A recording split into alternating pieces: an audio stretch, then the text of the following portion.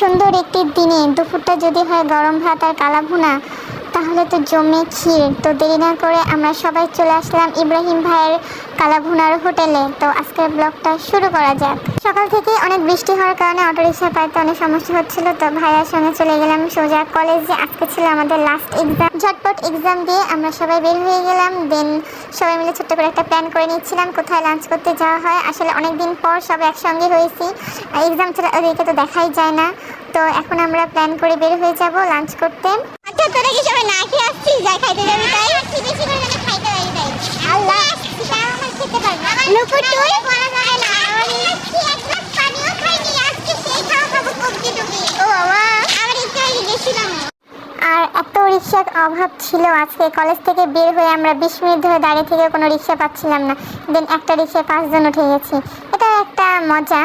তো তারপরে আমরা সোজা চলে আসলাম জিরো পয়েন্টে এসে আমরা একটা গাড়ি ঠিক করে নিলাম। এখন সবাই মিলে এখান থেকে রওনা দিব কাটাখালিতে যাব আমরা আজকে কালা ভুনা খেতে। আর এটা আমাদের একদম সাডেন প্ল্যান ছিল, কারণ যতবারই আমরা আগে থেকে প্ল্যান করেছি সেই প্ল্যানটা অবশ্যই আমাদের ক্যান্সেল হয়েছে। সেই জন্য আমরা আজকে ভেবেছিলাম যে বের হই, তখন ডিসাইড করবো কোথায় যাওয়া যায়। তো আমরা চলে যাচ্ছি এখন কাটাখালিতে। আর এত সুন্দর আজকের ওয়েদারটা ছিল, ভিউটা এত মজা লাগছিল দেখতে।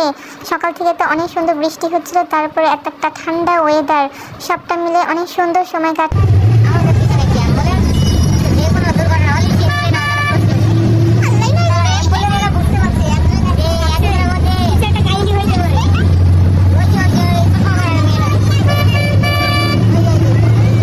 কিছু না, ছোট করে আমার বন্ধু একটু আলতু ফালতু বকছিল।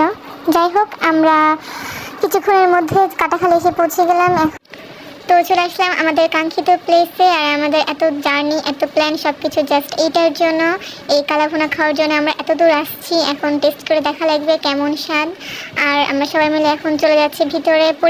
হোটেলের পরিবেশটা হ্যাঁ ভালো ছিল, খারাপ নয়। অ্যান্ড ফাইনালি অনেকক্ষণ অপেক্ষা করার পর চলে আসলো আমাদের গরম গরম ভাত আর সঙ্গে কালা ভুনা। এখন মোর ক্লিপ, একটু শান্তিতে খাই গাইস। খাওয়ার পরে দেখাতেছি। হ্যাঁ, অবশ্যই রিভিউ দিব, আমরা সবাই মিলে রিভিউ দিব। এখন আমরা জাস্ট মজা করে এনজয় করবো এই মোমেন্টটা। ওকে, দেন চলে যাচ্ছি খাওয়ার পরে। এখন আমার বান্ধবীগণ সুন্দর করে রিভিউ দিবে, তো আমরা শুনে নিই ওরা কি বলছে।